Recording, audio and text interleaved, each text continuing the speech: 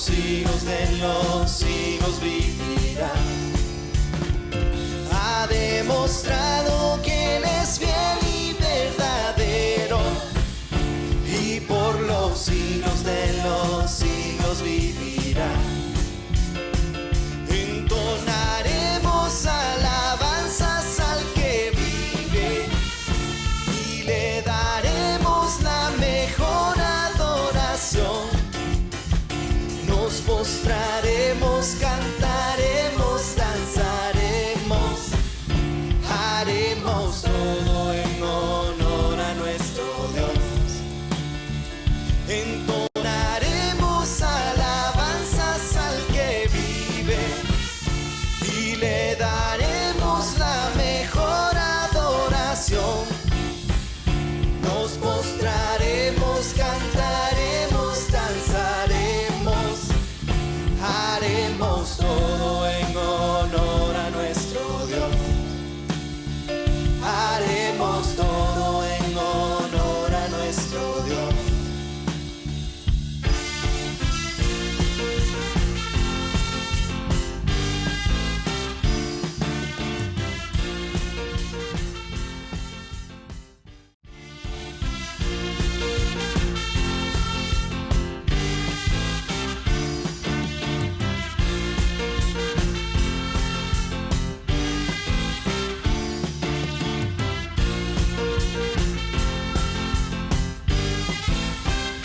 Nos reunimos hoy con cánticos de júbilo. Nos reunimos para darle gloria a Dios. Ha demostrado que Él es fiel y verdadero, y por los siglos de los siglos vivirá. Amén. Hermanos, Dios les bendiga. Es un privilegio nuevamente que Dios nos permita estar vivos y poder salir al aire para que a través del aire lleguemos a la intimidad de cada casa. Es un privilegio que usted se preocupe, esté atento al momento en el que abrimos nuestra transmisión. Estamos viviendo momentos importantes.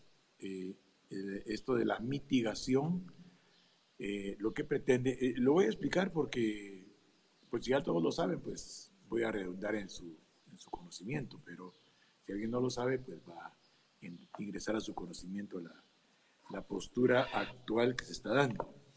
Esto de mitigación es que lo que pasa, se reduce la vulnerabilidad. O sea, somos vulnerables, entonces la mitigación lo que hace es reducir la vulnerabilidad. Y esto además atenúa los daños potenciales contra la vida. Fíjese qué interesante, o sea, si nosotros cumplimos con este periodo de mitigación, la vulnerabilidad de la que todos adolecemos va a reducirse considerablemente y vamos a atenuar daños potenciales contra la vida. Estas medidas van a minimizar el impacto, no lo van a reducir totalmente, pero van a minimizar el impacto de algo que es destructivo y perturba a la sociedad. Pero así es que sujetémonos, tratemos todos de seguir las instrucciones. Si alguien está con algunos problemas de provisión, avíseme, y yo tengo la ventaja por el hecho de mi profesión de poderme movilizar en automóvil. Entonces avíseme y yo trato de ver cómo les hago llegar algunos víveres. Pero no se sienta usted desamparado ni solo, ni que está carente de provisión. Dios siempre oportunamente atenúa en nosotros, o sea, Dios mitiga en nosotros los daños a nuestra vulnerabilidad. Dios sabe que somos vulnerables y Él continuamente está mitigando los daños probables que podamos padecer. Es que estamos en una posición delante de Dios de mucha consideración. Recuerde que Dios nos ama. Dios es un Padre protector, es un Padre proveedor. Es que no se sienta ni solo ni desamparado. Si tiene problemas de provisión, hágame llegar esa información y yo voy a ver de qué manera puedo proveerle algunos víveres que aún tenemos en el templo, que hermanos con corazón benevolente han seguido trayendo con el propósito de que no carezcan de ningún bien los hermanos de Montegerisí.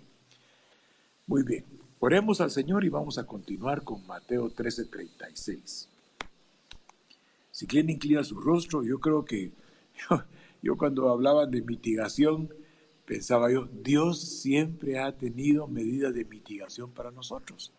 Dios siempre ha querido disminuir el impacto en nosotros de las consecuencias de una vida desordenada. Dios sabe de nuestra vulnerabilidad y Cristo Jesús vino a reducir esa vulnerabilidad. El que tiene fe en Dios reduce la vulnerabilidad de los daños probables. Es más, hasta Dios lo que hace es que atenúa los daños potenciales en contra de nuestra vida. Yo creo que nosotros los cristianos entendemos bien lo que es la palabra mitigar. Lo que pasa es que también no la habíamos asociado. Pero Dios siempre está preocupado por nosotros, está atento por nosotros. Toda la Escritura lo que quiere es mitigar nuestra vulnerabilidad, reducir nuestra capacidad, y esto es peor, autodestructiva, porque el germen de autodestrucción está dentro de cada uno. Aprendamos a detectarlo, aprendamos a conocerlo y a ponerlo en su lugar. Oremos al Señor. Padre, en el nombre poderoso de Cristo Jesús, esta mañana, Señor, venimos delante de tu presencia todopoderosa, Padre. Nosotros, Señor, sabemos que hay acechanza en el ambiente, Padre. Sabemos que hay adversidad en el ambiente. Sabemos, Padre, que hay en nuestro alrededor, Señor, motivo para preocuparnos porque hay entidades destructivas que quieren destruir la vida del hombre. Pero tú estableciste, no temeré mal alguno. Aunque un ejército campe contra nosotros, no temerá nuestro corazón, porque estamos confiados en que Dios es nuestro restaurador y nuestro proveedor. Eres nuestro pastor, Señor, tú estableciste que nada nos faltará. Tú dijiste, Padre, que en lugares de delicados pastos y junto a aguas de reposo estarías continuamente dándonos nuestra provisión, y así esperamos, Señor, que de esta manera nos pastorees. Conforta, Señor, nuestra alma en esta mañana. Guíanos, Padre, por sendas de justicia, por amor de tu nombre, Padre. Porque de tal manera amaste tú a la humanidad que enviaste a tu Hijo amado para que todo aquel que crea en ti no se pierda y tenga vida eterna. Señor, parece ser que andamos actualmente en un valle de sombra y de muerte. Entonces, Señor, tú dijiste, no temerás mal alguno, porque mi vara y mi callado te infundirán aliento. Señor, ahora te suplicamos que adereces mesa, Señor, delante de esta angustia, de esta ansiedad que pueda estarse dando dentro de los miembros de tu cuerpo, Señor. Adereza mesa, Señor. Establece delante de nosotros posibilidades poderosas para no temer. Sobre todo, Señor, te suplicamos que unjas nuestra cabeza. Unge nuestra cabeza, Padre, con aceite para que podamos estar rebosantes en todo tiempo, Padre. Señor, queremos, Señor bendito, invocar tu nombre, porque tú estableciste en tu palabra que el bien y la misericordia nos seguirían todos los días de nuestra vida, porque en tu casa habitaremos eternamente. Señor, tuya es la tierra y tu plenitud. El mundo y los que en el mundo habitan son tuyos, Padre. Tú fundaste los mares, Señor. Tú afirmaste, Señor, todo lo que vemos, Padre. Por eso en el nombre de Cristo Jesús te suplicamos, Padre. Queremos subir a tu presencia, Padre. Queremos, Señor, Padre, llegar delante de ti, delante del trono de la gracia. Ahora, Padre, limpia nuestras manos, Señor bendito. Danos pureza de corazón, Padre, porque nosotros queremos delante de ti elevar nuestra alma, Padre, para suplicarte en tu respaldo, Padre. Ahora, Señor, tú estableciste que la generación de los que te buscan, Padre, es justa. Ahora, Padre, en el nombre de Cristo Jesús, tú eres el Rey de la gloria, Padre. A ti levantamos nuestra alma en esta mañana. No queremos ser avergonzados en ningún momento, Padre. Tu palabra establece que ciertamente ninguno de los que en ti esperan serán avergonzados, ni serán confundidos. Fortalece nuestra mente, nuestro corazón, nuestras decisiones. Fortalece nuestra alma, Padre, para que ningún temor, Señor, pueda apoderarse de nuestra vida en este breve tiempo en el cual estamos sobre la tierra tratando, Señor, por nuestro esfuerzo y con tu ayuda, Señor, minimizar el daño que puede provocar, Señor, esta vulnerabilidad, Padre, que de dejarnos llevar por nuestras obras de la carne, vamos seguramente, Señor, a perder grandes y gloriosos galardones que tú tienes para nosotros. Que una unción poderosa del Espíritu Santo descienda sobre cada casa, Padre amado, del cuerpo de Cristo, especialmente sobre cada casa de Monte Jericín. Te lo suplicamos, Padre, te lo suplicamos. En este tiempo de adversidad, muéstranos, Padre, tus caminos. Enséñanos tus sendas, Padre. Encamínanos en tu verdad, poderoso Dios. Enséñanos, Padre, porque tú eres el Dios de nuestra salvación y en ti estamos esperando. Gracias, Dios eterno, en el nombre poderoso de tu Hijo amado Jesucristo, que cuando se menciona el nombre de Jesucristo se dobla toda rodilla, en los cielos, en la tierra y debajo de la tierra. Amén y amén. Muy bien, hermanos. Es un privilegio poder nuevamente estar conectados por estas ondas gloriosas que ahora se están santificando y purificando porque están siendo dedicadas a la obra de Dios. Y donde la palabra entra, todo se limpia. Donde la palabra entra, todo enmudece. Donde la palabra entra, todo alcanza un nivel de santificación, de purificación y sobre todo de una limpieza profunda allá dentro de nosotros, en el alma. El día de ayer veíamos algunos aspectos importantes de la Escritura, el tema que lo nombramos como la victoria de los justos.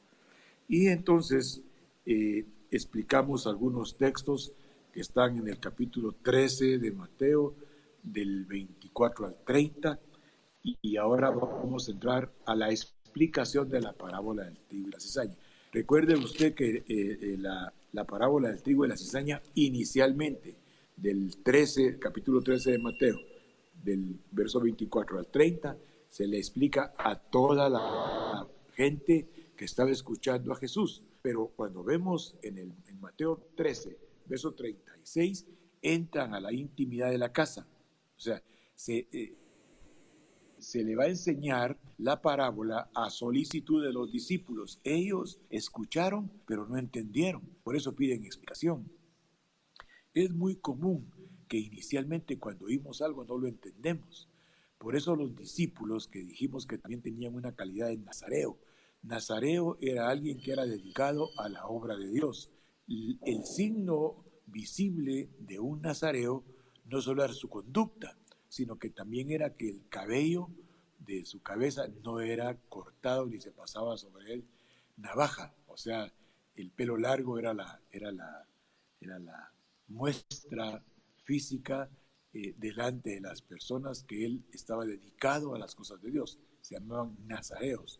Y Sansón, hablamos de que era un nazareo. Y vimos también en el capítulo 16 del libro de Jueces, versos 15, 16 y 17, cómo él, por la persistencia continua y constante, por la incidencia de Dalila, fue reducido a mortal angustia. Cuando yo, después de que ayer compartí con ustedes, volví yo a verme para ver qué había hablado. Siempre me gusta hacerlo porque cometo unos errores criminales que solo Dios me puede perdonar y usted en su benevolencia escucharme con paciencia. Pero pensaba yo, ¿qué es la angustia? Porque normalmente hay una angustia de existir, pero yo trataba de entender cuál sería la condición en la cual se sintió Sansón. Dice que la incidencia constante, persistente, continua de aquella mujer que tenía él alguna inclinación por ella en su corazón, o sea, estoy diciendo, Sansón tenía alguna inclinación sentimental, afectiva por esta mujer, alguna cualidad debe haber tenido, aunque Sansón no salió mero enamorado, porque dice que era el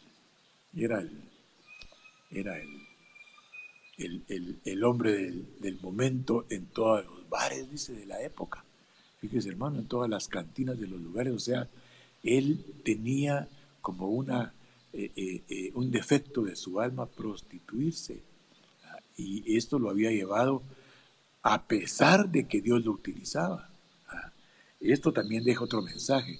Aunque Dios nos respalde y estemos mal en nuestra conducta delante de Él, Dios va a cumplir su propósito aún en vasos que, siendo justos, no dan muestras a ellos mismos de su condición de justicia.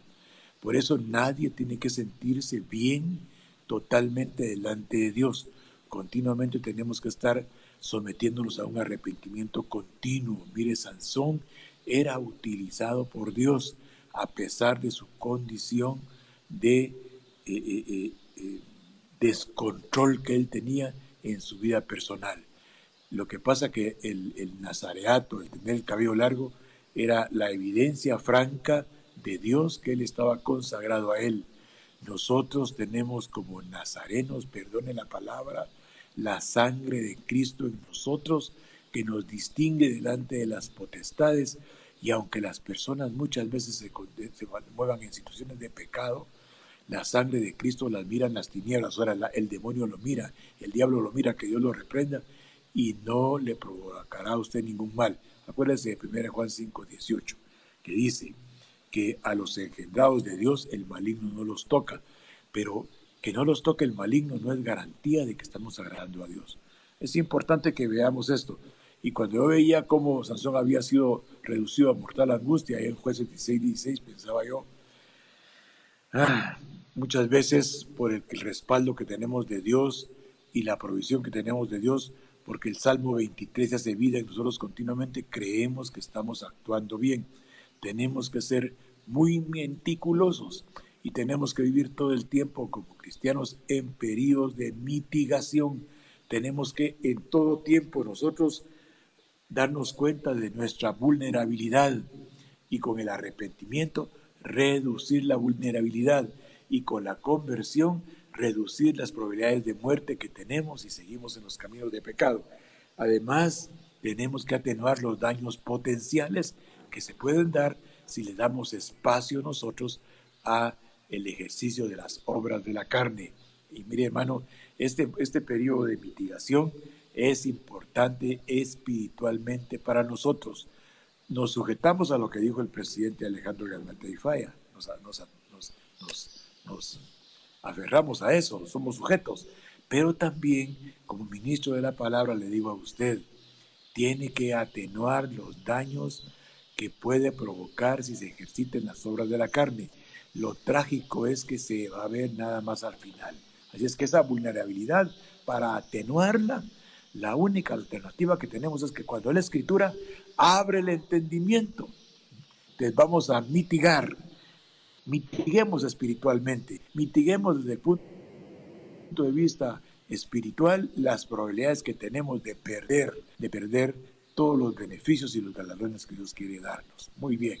Sansón entonces se dejó llevar por todas las intenciones y las emociones y los afectos de su alma.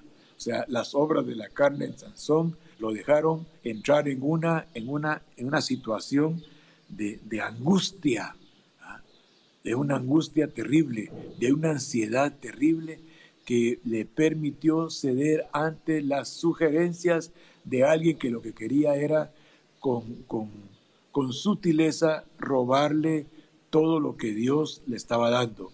Cuando Él le da su secreto a aquella mujer, se hace vulnerable al mal. Cuando uno se ejercita en las obras de la carne continuamente, se hace vulnerable al mal y cancela el periodo de mitigación espiritual que siempre tiene que prevalecer en los cristianos. Vuelvo a repetir, mitigar es reducir la vulnerabilidad, es atenuar los daños potenciales contra la vida, es tomar medidas para minimizar el impacto destructivo y perturbador que pueden provocar las obras de la carne. Usted saca de sus deducciones y apliquémoslo individualmente. Muy bien. Regresemos a Mateo 13. Va a perdonar que me vaya por tantos lados, pero es que se me llena el corazón y la cabeza con el propósito de informarlo a usted de informarlo a usted para que deje que la inteligencia absorba el conocimiento, absorba el entendimiento, que su mente se apropie de la información para que el Espíritu Santo pueda usarla y hacerlo sabio para su conducta diaria y mi conducta diaria. Muy bien. Dice el verso 36 del capítulo 13 de Mateo. Entonces, despedida la gente, entró Jesús en la casa y acercándose a él, sus discípulos le dijeron: explícanos la parábola de la cizaña del campo. Recuerde, la gente que estaba cerca de él, ya dentro de casa, le solicitó la explicación de la parábola. Quiero que esté atento. En Mateo 13, del 24 al 30, él lanza la parábola a la multitud. Los que eran propiamente sus escogidos, sus elegidos, no entendieron. Y como no entendieron, cuando estaban en la intimidad de la casa, le solicitaron información. Explícanos la parábola de la cizaña del campo. Verso 37. Respondiendo Cristo les dijo: el que siembra la buena semilla es el Hijo del Hombre. Yo quiero que vea por qué estábamos hablando de que tenemos que disminuir el impacto de la vulnerabilidad. El que siembra la semilla es el Hijo del Hombre. Dese cuenta, hermano, el que siembra la semilla es el Hijo del Hombre. O sea, el que siembra la semilla es Dios. El que siembra la semilla es Cristo. Usa vasos imperfectos que lanzan la palabra para sembrar la semilla en usted, en mí. Y a pesar de que la siembra el Hijo del Hombre, la siembra en áreas de mucha vulnerabilidad. La palabra vulnerabilidad es que somos frágiles, somos débiles, que mientras estemos en la tierra estemos expuestos a todas el bombardeo de las obras de la carne, pero el conocimiento de Dios y la experiencia de Dios es superior a los deseos de la carne, a los deseos de los ojos y a toda vanagloria de la vida. Por eso Cristo Jesús, en las tentaciones que le presentó el enemigo, en el capítulo 4 de Mateo, puso en su lugar al enemigo. No solo de pan vive el hombre, sino que vive de toda palabra que sale de la boca de Dios. Solo a Dios adorarás y solo a Dios servirás. Está escrito: no tentarás al Señor tu Dios. O sea, las respuestas que Jesús le da vence las tres debilidades del hombre: los deseos de los ojos, los deseos de la carne y la vanagloria de la vida. Lo puede leer en el capítulo 4 de Mateo. Entonces, Dios envía a Jesús y Él siembra la palabra en tierra vulnerable.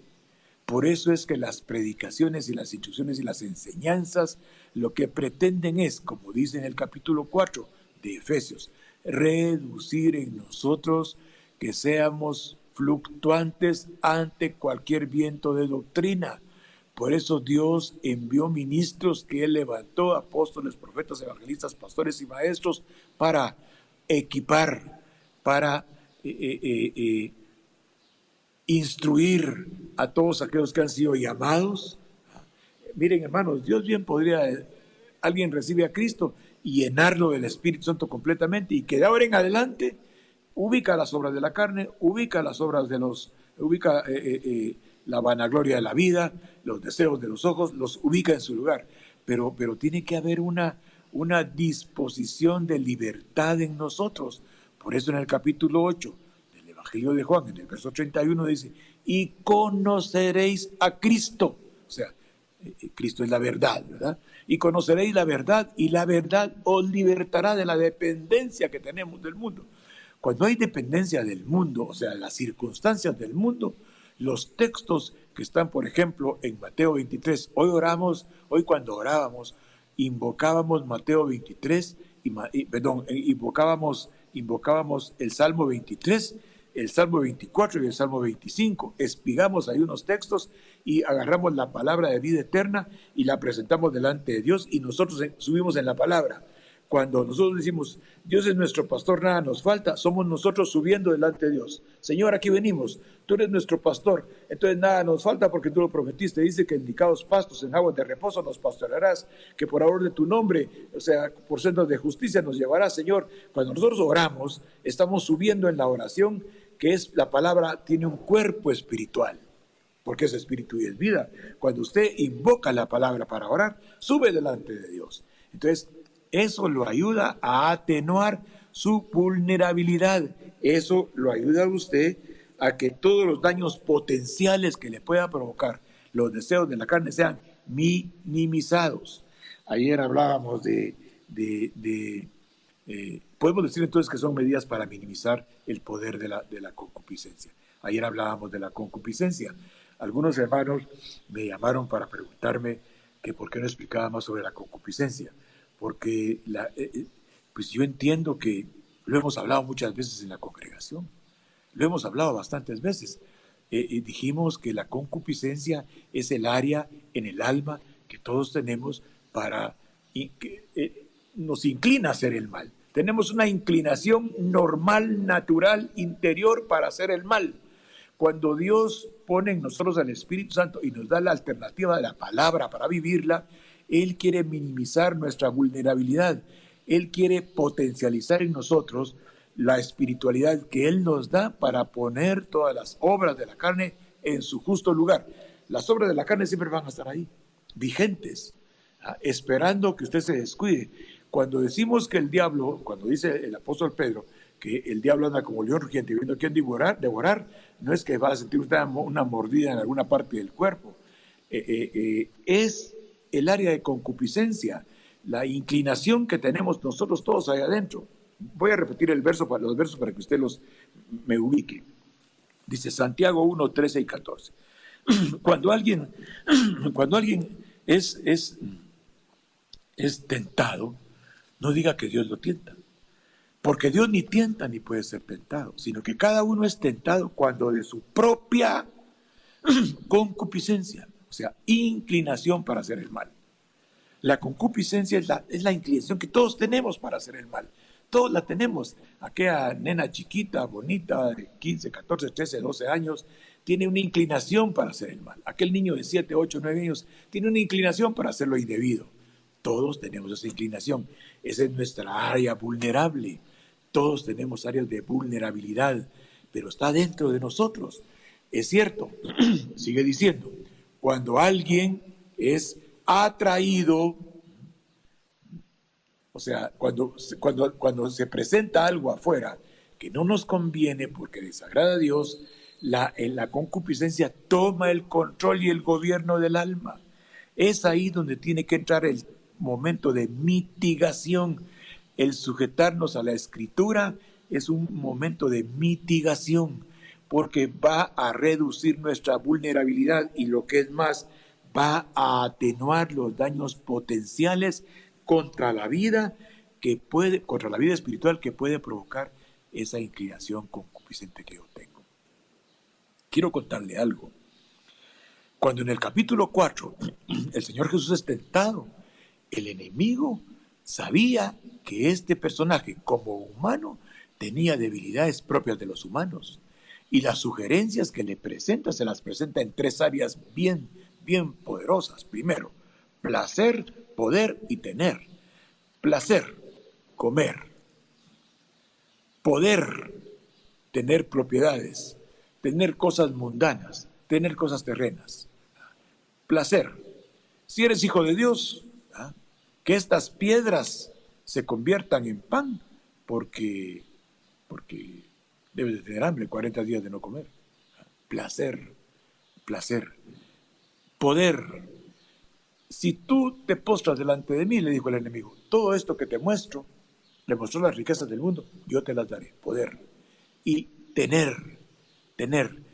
Lánzate de aquí, porque está escrito que si te lanzas, Él enviará sus ángeles para que tu pie no tropiece. Tener la posibilidad de estar respaldado por un poder que puede preservar nuestra existencia. Este placer, poder y tener son tres áreas vulnerables de nosotros. Nosotros creemos que el placer, el poder y el tener solo nos lo puede dar la carne. Nos lo pueden dar los aspectos temporales, de ninguna manera. ¿Ah? Dios es capaz de provocar en nosotros la satisfacción, consecuencia de servirle a Él, que va a sustentar nuestra vida. Por eso le dijo Jesús, mira, le dijo, está escrito, no solo de pan va a recibir el hombre placer del sustento. Estoy parafraseando, entiéndame por favor. No solo de comer pan va a recibir el hombre el placer del sustento, sino que va a recibir el placer del sustento de toda palabra que sale de la boca de Dios. O sea, toda palabra que sale de la boca de Dios es capaz de sustentarnos placenteramente y de sostenernos. Un ejemplo, el maná del capítulo 15 y 16 de Éxodo. El maná, no se envejeció el calzado, no se envejeció el vestido, no sufrieron de deshidratación, no sufrieron de desnutrición, fueron sustentados con maná sobrenaturalmente durante 40 años. Se dice muy fácil, hermano. ¿Ah? Se dice muy fácil 40 años, pero Dios los sustentó, Dios los proveyó, Dios les dio abundancia. Ahora, tener, recuerde usted en Gosén, en la tierra de Gosén, a donde fueron a habitar todos los que subieron con Israel y que los hermanos de José. Dice que en Gosén todo se multiplicaba de 100 a 1. El respaldo que Dios le dio a José en el ambiente egipcio, el respaldo que Dios le dio a Daniel en el ambiente egipcio, el respaldo que Dios le dio a Esther en el ambiente babilónico. O sea, si nosotros empezamos a investigar en la Escritura, Dios es capaz de proveernos en adversidad, en dificultad. O sea, la provisión que Dios da es superior a la provisión que el mundo provee, porque todo lo que el mundo provee es de carácter perecedero. Todo lo que el mundo da caduca, pero lo que Dios da es de carácter eterno. Hablamos de Mateo 4 entonces en las sugerencias que el enemigo le hace al área concupiscente de Jesús. Él tenía alma. Recuérdese, en el momento de la cruz, antes de ir a la cruz, en el Getsemaní, mi alma está muy triste hasta la muerte. Sudaba como gruesas, el sudor que sudaba era sangre. Era tal la ansiedad, tal la angustia. Está demostrado que se puede sudar sangre. Está demostrado médicamente, pero ese no es el punto. Entonces, hermanos, toda ansiedad, toda angustia, toda situación de adversidad, cuando nos sujetamos a Dios, Él es capaz de proveer lo necesario.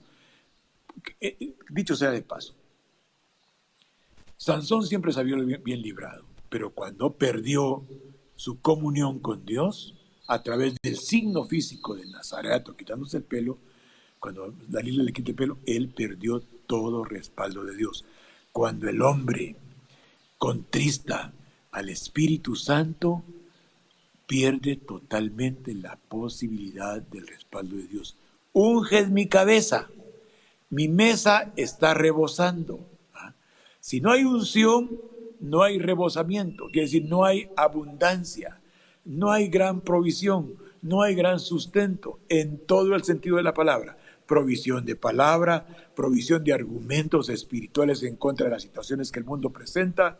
No hay obediencia, no hay fidelidad, no hay certeza, no hay convicción. Es importante que nosotros entendamos que las circunstancias que estamos viviendo, Dios nos las viene anunciando hace tiempo. Y si nosotros nos sujetamos a la palabra, vamos a mitigar nuestra vulnerabilidad. Y lo que es más, vamos a atenuar los daños posibles que puedan provocar las circunstancias a la integridad no solo física, sino también espiritual. Esas medidas que Dios siempre ha tomado, lo que Él pretende es minimizar en nosotros el impacto que puedan provocar las circunstancias del mundo. ¿Qué está hablando, hermano? Estoy hablando Apocalipsis 3:10, estoy hablando Lucas 8:15, estoy hablando Lucas 8:15, estoy hablando Apocalipsis 3:10, Estoy hablando Efesios capítulo 4, versos 14 y 15. Efesios capítulo 4, versos 14 y 15. Estoy hablando Apocalipsis 3:10. Estoy hablando Lucas 8:15. Cuando nosotros tratamos de estar aferrados a la palabra, porque eso es un esfuerzo, porque la concupiscencia siempre nos anda presentando. Fíjese que la concupiscencia es la que mete el temor. ¿Ah? Por eso, hoy en la mañana yo veía noticias. Hermano, como diría los polivoces, ¿verdad? ¿Qué nos pasa a usted? ¿Qué nos pasa? Estamos oyendo la instrucción y la gente continúa haciendo lo que deliberadamente le da la gana. Pero yo no estoy juzgando a nadie. Estoy pensando en que yo, muchas veces, a pesar de la palabra, estoy haciendo lo que mi concupiscencia me dicta, ¿verdad? Porque cada vez que hacemos algo que no es de acuerdo a lo que Dios dice, estamos dejando actuar nuestra concupiscencia. ¿Verso quiere? Bueno, el que sabiendo hacer lo bueno no lo hace, peca. Porque sin fe es imposible agradar a Dios. Aquel que dice que Dios existe, tiene que agradarlo con su conducta. Regresemos a Mateo capítulo 13. Respondiendo les dijo, el que siembra la buena semilla es Cristo. En tierra vulnerable, en tierra frágil. 38 del capítulo 13 de Mateo. El campo es el mundo. La buena semilla son los hijos del reino. Y la cizaña son los hijos del malo. Entendamos pues, hay hijos del malo y hay hijos del reino. Recuerde que los hijos del reino tienen los elementos para reducir la vulnerabilidad. Los hijos del reino tienen los elementos para reducir la vulnerabilidad. Quiero que leamos un verso en Mateo 11:11. Ahí estamos cerquita. Vamos a Mateo 11:11. Mateo 11:11. Pero siempre me gusta cuando leo estos versos. Bueno, pero leamos Mateo 11:11 en la versión que tenés, David. Mire pues cómo dice. De cierto les digo, entre los que nacen de mujer, no se ha levantado otro mayor que Juan el Bautista. Pero el más pequeño del reino, el más pequeño en el reino de los cielos, es mayor que Juan. Vea que no lo logramos manejar. Si conociéramos la historia de Juan, sí lo manejaríamos. Pero hermano, yo quiero que usted maneje eso dentro de usted. El más pequeño en el reino es mayor que Juan. El campo es el mundo. La buena semilla son los hijos del reino. Quiere decir que todo el que ha recibido a Cristo como Señor y Salvador tiene todos los elementos que Dios le da con el propósito de que su vulnerabilidad, su exposición continua y constante a las obras de la carne sean reducidas a nada. Pero eso es un esfuerzo personal. Dios da los elementos, usted permite que el Espíritu Santo le potencialice el deseo de no hacer el mal. O sea, yo no puedo, desde mi perspectiva humana, terrena, yo no puedo reducir el mal a nada. El mal es una continua, y fue un pacto que yo creo que nunca se enteró, que hizo Eva y Adán en el huerto. Yo creo que nunca se enteraron. Pero cuando vemos el capítulo 2 de Colosenses, vamos a ver algo importante. 2 de Colosenses. Vamos al capítulo 2 de Colosenses. Vamos a ver el verso 20. Recuerde que usted es un hijo del reino. ¿Ah? Recuerde que usted no es hijo del malo. Usted no tiene que actuar como hijo del malo, porque si actúa como hijo del malo, expone su vida a la vulnerabilidad de las obras de la carne. Expone su vida a los daños potenciales que le puede provocar el mal. Expone su vida al impacto destructivo y perturbador que provoca el tiempo actual. ¿Ah? Lo que estamos viendo es emocionante porque lo podemos aplicar espiritualmente. Para mitigar la situación, sujetémonos a la palabra. Si nos sujetamos a la palabra, la vulnerabilidad que todos tenemos a que el enemigo haga en nosotros lo que él quiere va a ser reducido a nada. Así es que su vida está, si usted está en mortal angustia, ¿ah? Porque se ha dejado llevar por la concupiscencia, si está en mortal angustia usted, si su alma está en mortal angustia, hoy se cancela esa condición. Hoy se reduce a nada, porque hoy le estoy dando elementos escriturales de la palabra para que usted sujete su interior y cancele en usted esa inclinación continua que tiene a hacer el mal. Todos la tenemos, que conste. Aquel que crea, me gusta mucho, vamos a ver. Pues si habéis muerto con Cristo en cuanto a los rudimentos del mundo, ¿ah? Pues si hemos muerto con Cristo en los rudimentos del mundo, tales como, verso 21, no toque, no diga, no haga. Dice que en conformidad a mandamientos de hombres y doctrinas de hombres, cosas que se destruyen con el uso. Tales cosas, verso 23, tienen a la verdad mucha reputación de sabiduría, en culto voluntario, en humildad y en duro trato al cuerpo. Quiero que entienda esto. Cuando el Espíritu Santo echa a andar tu voluntad, la hace en función del conocimiento de la palabra. Cuando el Espíritu Santo echa a andar tu voluntad, la hace en conocimiento y apoyado en la palabra. Eso se llama sabiduría. Pero cuando tu voluntad humana echa a andar a algo, es como estar expuesto al frío y no abrigarse. El que está en un ambiente frío de 0 grados tiene que abrigarse. Él con su pensamiento normal no va a lograr minimizar el frío, no va a lograr reducir el frío, tiene que abrigarse. ¿Por qué estoy diciendo esto? Cuando uno está en medio de circunstancias de adversidad, tiene que abrigarse con la palabra para que el Espíritu Santo le brinde el calor necesario y soporte la adversidad. Tales cosas tienen la cierta reputación de culto voluntario. Cuando uno se aplica a conductas para resistir situaciones humanas, basado en la experiencia de otros, va a abrir su área de vulnerabilidad y se va a exponer a la situación. Entonces dice, tales cosas a la verdad tienen reputación de sabiduría en culto voluntario, en humildad y en duro trato al cuerpo, pero no tienen valor alguno cuando aparecen los apetitos de la carne. Hermanos amados, tenemos que entender que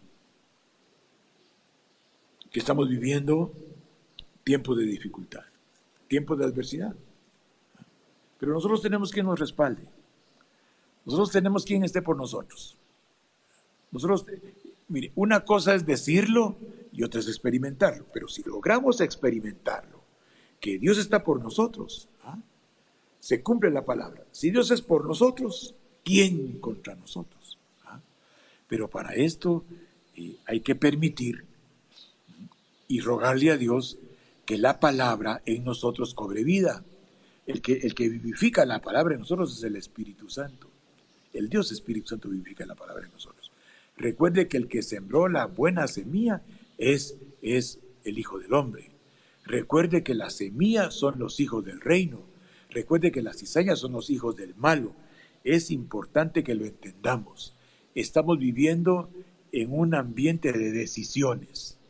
Cada vez que la palabra, lo que leíamos aquella oportunidad en el capítulo 30 de Deuteronomio, cada vez que nosotros hablamos la palabra, ponemos delante de usted, delante del que escucha, la vida y la muerte, la bendición y la maldición. Cada quien tiene que escoger.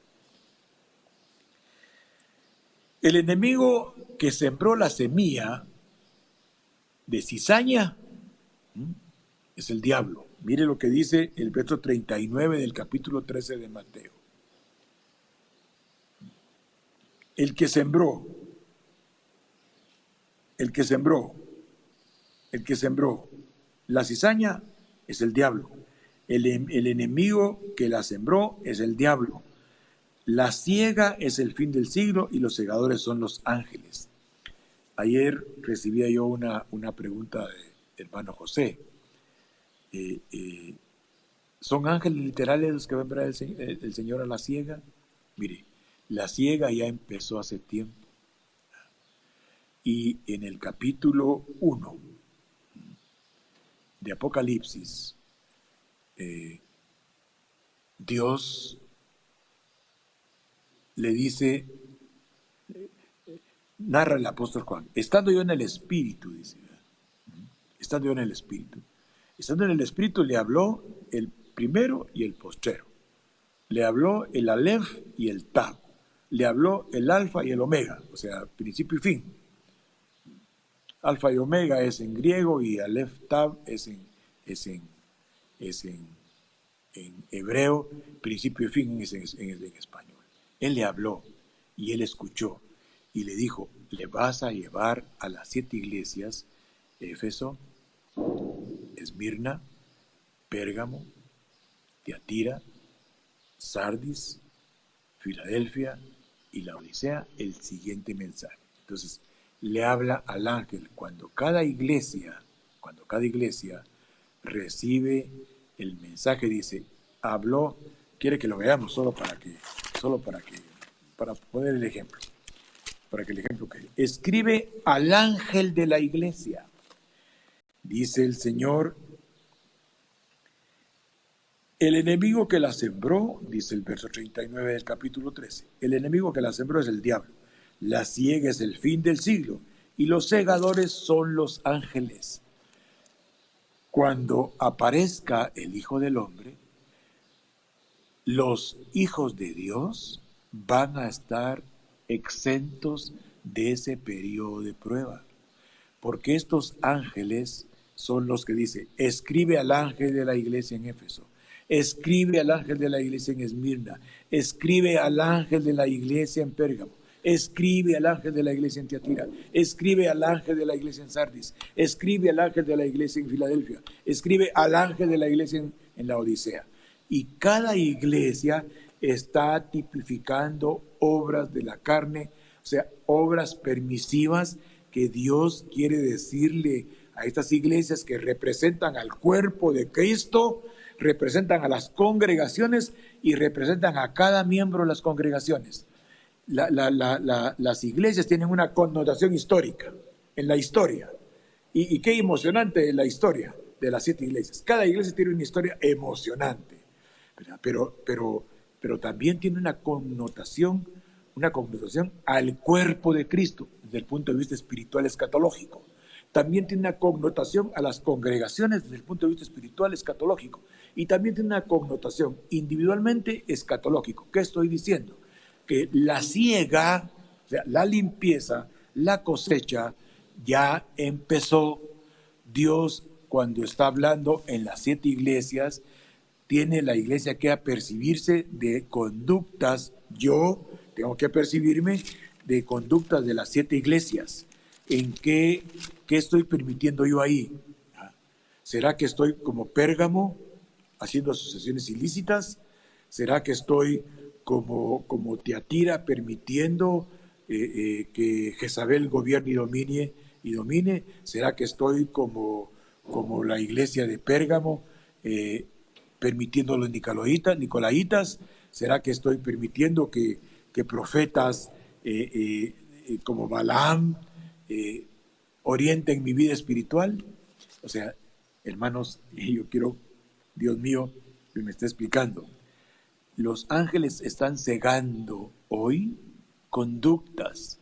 Por eso yo he estado viendo y siguiendo al apóstol Sergio Enríquez, y él habló de las 7 iglesias y marcó bien puntualmente todos los defectos que tienen las 7 iglesias. Nosotros, si no se olvida, las vimos en la congregación, las estamos viendo actualmente aquí, con el propósito de que nosotros en lo individual, en lo congregacional, detectemos cuáles son los defectos que tenemos y nos arrepintamos para ser más que vencedores. Dice el verso 40 del capítulo 13 de Mateo. De manera que, como se arranca la cizaña y se quema en el fuego, así será el fin del siglo. Esto es al final.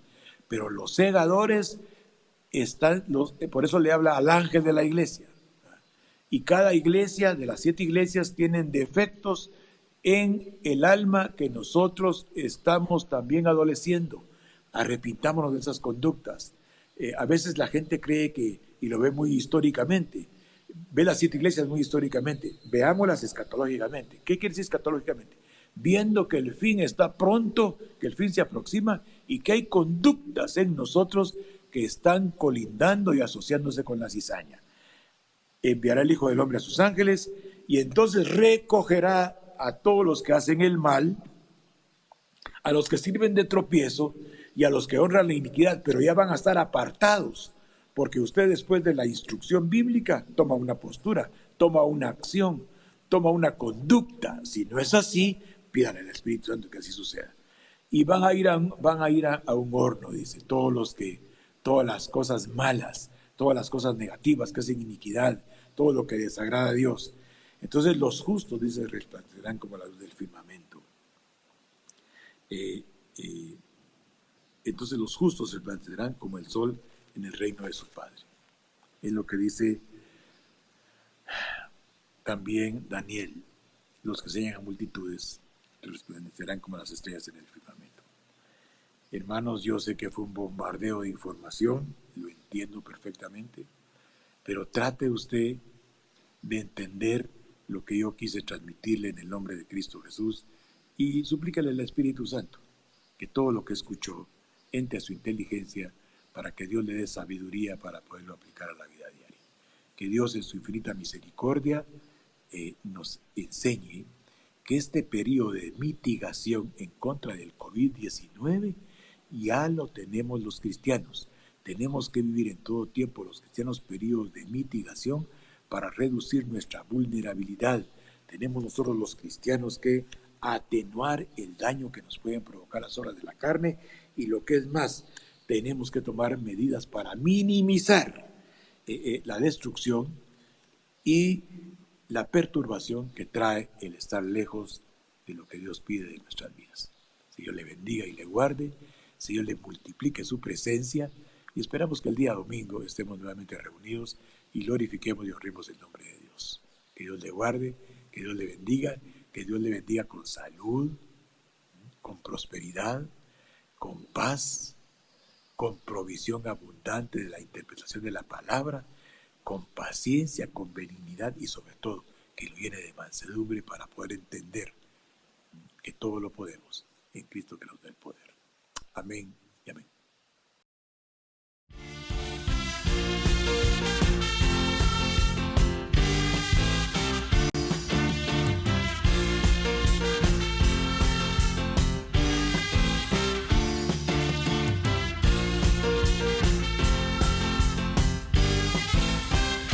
Nos reunimos hoy con cánticos de júbilo.